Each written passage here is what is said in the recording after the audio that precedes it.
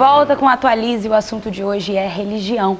Como eu disse no final do último bloco, duas palavras que você falou me lembraram uma coisa que aconteceu comigo, agora um relato pessoal. O não acreditar, na verdade duas palavras não, o não acreditar e o Coca-Cola. Por que isso? Eu sempre fui viciadíssima em Coca-Cola. Se eu tivesse Coca-Cola dentro da geladeira da minha casa, eu abria a geladeira de manhã e o meu de jejum seria certamente a Coca-Cola. Então, meu primeiro grande desafio com Deus envolveu a Coca-Cola. Eu fui criada numa doutrina religiosa, cresci em escolas religiosas e fui fazer faculdade de História em outro município. A partir daí comecei a estudar uma série de coisas, me aprofundar muito na história da religião, sempre foi um assunto que me interessou demais. E com os meus questionamentos, eu sempre fui muito de porquês, com os meus questionamentos eu acabei me afastando totalmente da religião, desacreditando em Bíblia, desacreditando até em Jesus. Eu acreditava que havia sido um homem muito bom, que passou pela terra, mas nada além disso. E a partir daí eu comecei a sentir uma necessidade de preenchimento de um vazio que eu não conseguia preencher com nada. E aí vieram os meus porquês. Por quê? Eu preciso de respostas, eu preciso de respostas. E comecei a buscar. E aí um dia eu fiz um trato com Deus. Deus, se o Senhor existe mesmo, deixa eu sentir. Eu prometo ficar um mês sem tomar Coca-Cola. Esse era o meu trato com Deus. Era muito difícil para mim ficar sem Coca-Cola. E no dia seguinte, eu senti de uma forma tão sublime, tão inexplicável, a presença de Deus diante de mim, que a partir dali todos os meus porquês haviam sido totalmente sanados. Eu havia entendido que existe uma resposta que ultrapassa qualquer entendimento. E aí eu havia redescoberto ou descoberto a minha fé, através de um trato com Deus pela Coca-Cola e de uma busca que eu vinha fazendo para sanar todos os meus porquês. Então essa foi a minha experiência pessoal. A partir daí eu comecei a procurar cada vez mais e a encontrar as respostas que durante tantos anos eu vinha buscando. Por isso lembrei da Coca-Cola e lembrei do não acredito. É um relato pessoal, é uma coisa que aconteceu na minha vida em um momento muito importante para mim, onde eu entendi que aquele vazio e aquele buraco só poderia ser preenchido pela minha fé e a minha crença em Deus. E aí eu queria que... Pode falar. Desculpa, Amanda, você falando uma coisa que me fez lembrar o diálogo entre dois grandes doutores na Igreja Católica, Agostinho e Ambrósio, né? Agostinho, um homem culto de oratória no Império Romano, famosíssimo, né? Era a fala do imperador no Império, né? Então, uma vez, conversando com Ambrósio, dentro do palácio do imperador, ele vai falando, toca-se a palavra verdade. Aí, Agostinho fala assim, a verdade está em todos os homens, é difícil de encontrar a verdade. Ambrósio virou para ele e falou assim, não, a verdade só existe uma. Você tem que se deixar buscar pela verdade. Não é você que procura a verdade que busca você. E você tem que estar aberto. Você falando isso nessa coisa, mostra plenamente o quanto que você tornou-se aberta para poder ver essa verdade. E você viu, ela chegou em você. Me fez ver claramente esse diálogo de Agostinho com Ambrósio. Eu sou muito grata a Deus por isso. Legal. A gente tem aqui pessoas de denominações diferentes e eu queria ouvir de cada um de vocês o que é e como é a presença de Deus em cada doutrina. Quem é Deus? Quem começa? Bom, posso começar? Pode, vou pedir só para você pegar o microfone. Posso começar então? Você perguntou quem é Deus. E para nós espíritas, a pergunta seria: que é Deus? Essa é a primeira pergunta do Livro dos Espíritos, que é o primeiro livro da obra básica, quando Allan Kardec indaga: que é Deus? E a resposta é que Deus é a inteligência suprema, causa primária de todas as coisas. Então nós entendemos, nós espíritas, entendemos Deus como criador de todo o universo, que age como um grande regente, né, da harmonia das coisas, atuando através de leis perfeitas, imutáveis, por isso mesmo eternas, mas nós não acreditamos em quem, porque nós não conseguimos imaginar Deus como sendo alguém, né? A gente tem aquela concepção herdada, né, da nossa herança judaico-cristã, do Deus antropomórfico, aquele Deus de barba branca sentado num trono, né? Mas para nós espíritas não existe essa figura antropomórfica de Deus. Então Deus seria uma força, uma energia, né? Certamente o Criador de todas as coisas, nosso Pai maior, né? Como o próprio Jesus nos apresentou, né, como sendo nosso Pai, e nós buscamos essa conexão com Deus e a harmonia com Deus através da harmonia com as leis divinas. É assim que nós entendemos a divindade. Davi, quem é Deus para o protestantismo? O protestantismo vê basicamente Jesus como a revelação do próprio Deus. Jesus é Deus. Ele é a expressão exata de quem Deus é, e tudo que a gente pode conhecer a respeito de Deus nos é revelado através da pessoa de Jesus. A gente crê, principalmente numa síntese que a gente pode dizer sobre essa afirmação, é João capítulo 1, os primeiros versículos, né? No princípio do verbo era Deus, e o verbo estava desde o início com Deus, todas as coisas foram criadas por meio dele, e sem ele nada do que foi feito realmente se fez. Então nós cremos que Jesus é essa demonstração palpável, visível, tangível, física de quem Deus é. E Deus também, ele se apresenta para nós na pessoa de Jesus, e podemos ver nessa figura as três pessoas da forma como Deus se apresenta, né? Jesus, o Filho, o Pai e o Espírito Santo. Então é uma trindade, a gente acredita nessa trindade. Não são três deuses, é um Deus somente, e pelo fato da gente não ter condições de explicar a infinitude de Deus, basicamente a gente fica nessa questão, mas são três deuses, é um só, mas como são três? Deus em sua essência, ele simplesmente é. Então ele é Deus. Eu sou. O grande eu sou. O grande eu sou. Professor, quem é Deus para o catolicismo?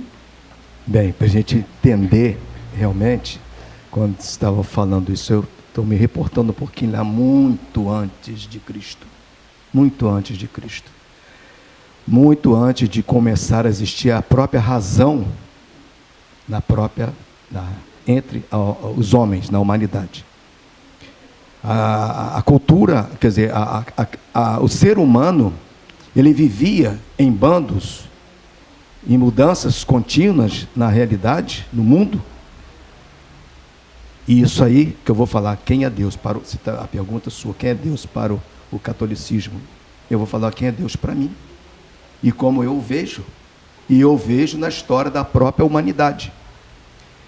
Quando surgiu a razão humana, a partir dos gregos, por volta de 800 anos antes de Cristo, no século VIII, século IX, esses primeiros pensadores começaram a buscar tudo isso que nós estamos falando aqui.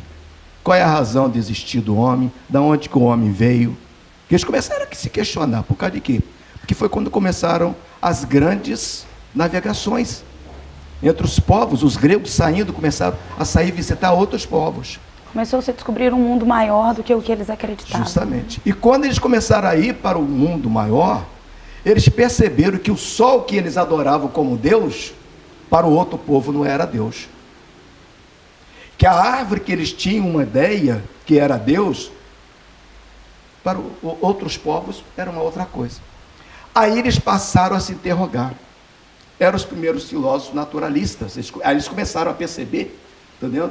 Que havia uma coisa que realmente tinha um ser superior, para dar toda a razão da existência das coisas que estavam ali.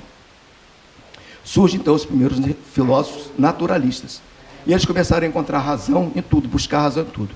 Vai surgir no século V a.C., Sócrates, que vai começar a olhar para dentro de si mesmo. Quando ele pergunta, ele fala para as pessoas, né? Conhece-te a ti mesmo. Mas Jeremias, lá também nesse mesmo período, no traslado, né, na mudança do povo hebreu, saindo, né, conquistando as terras, Jeremias, diante de um ataque, Ele falou que o que deve existir não é a religião do sacrifício, porque os povos todos daquela época, inclusive o próprio povo judeu, fazia sacrifício de oferendas a Deus. Ele fala que a religião que deve existir não é a religião do sacrifício, mas dos holocaustos, mas sim a religião do coração. Aí ele começa a olhar para dentro de si. Jeremias, Sócrates no mesmo período. Logo depois vem Cristo, se revelando, como o pastor Davi falando ali, como filho de Deus. Então ele revela a existência de um ser superior. Mas nesse meio tempo, antes de Cristo, tem Platão, discípulo de Sócrates, que começa a perceber que tudo que existe são apenas figuras, são imagens, porque tudo que existe está em outro plano.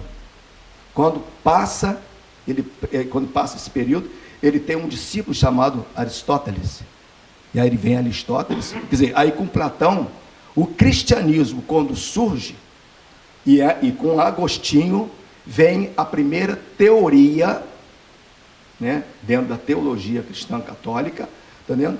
Da existência de Deus. Ela é toda ela baseada na filosofia de Agostinho, com Platão, fortalecida por Plotino, no neoplatonismo. E aí foi um Deus assim, quase que imanente. É quando surge Sócrates, logo depois de Platão, entendeu? Dizendo que, pastor falou, e ela também colocou alguma coisa dos seres, né? Do cosmo, da existência. Mas só que Aristóteles veio falar que tudo existe no mundo. Tudo que está no mundo está em movimento. E está em movimento com diversos motores fazendo aquele movimento. Mas nesses movimentos todos existe um único motor que move todos os motores e não é movido por nenhum deles. É quando surge lá pelo século XVI, Tomás de Aquino, que pega essa filosofia, que quando ele descobre a filosofia grega, e aí não é só mais a judaica cristã, né, fortalecida pela filosofia grega, Tomás de Aquino vai se fortalecer em cima da filosofia de Aristóteles para poder fazer a teologia cristã. Aí surge a teologia cristã judaica, baseada na existência de um único Deus, criatura que criou tudo, não foi criado e tudo se move de acordo com ele. Então, a nossa fé, quer dizer, a fé do cristianismo, ela se baseia justamente na revelação, como o pastor Davi falou, né, de Jesus Cristo que se encarna. Eu sou psicólogo também, e eu costumo dizer para os meus clientes que nós não somos somente isso daqui. Dentro de nós existe um outro ser, o ser espiritual, nós somos carne e espírito, entendendo? Isso aqui é apenas uma carcaça, até brinco, né, uma carcaça, para podermos nos estar em comunicação com o outro, nos revelarmos ao outro, assim como Cristo, Deus, se encarnou para poder revelar a existência e trazer o anúncio da salvação. E por aí vai, que então o cristianismo traz essa existência. Então, para a gente entender bem, eu gosto muito dessa coisa, entendeu? A gente tem que entender, de compreender o homem, mas tem que parar e ver a sua história lá atrás. Lá atrás vinha a história, porque estamos aí, nós estamos conversando agora há pouco aqui, porque nós estamos chegando a esse caos da degradação da pessoa humana, a própria existência do ser humano, entendeu? Então, é mais ou menos por aí, depois a gente vai conversar mais sobre isso. Nesse mundo tão intolerante, crenças diferentes, posicionamentos diferentes, com certeza passam por preconceito. É isso que a gente vai falar no próximo bloco, como lidar com o preconceito. A gente vai para o intervalo rapidinho e é claro que o Reubs vai trazer música para a gente.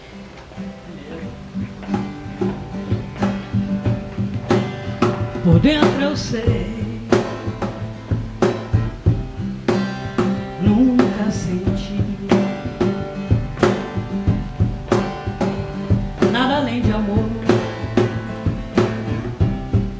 em tudo que vivi. Estou deixando o céu rumo ao inferno, só sem você, mas não há nada a fazer.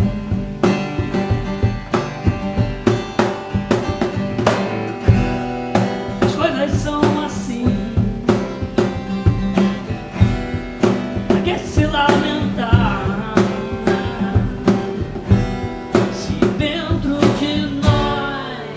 vida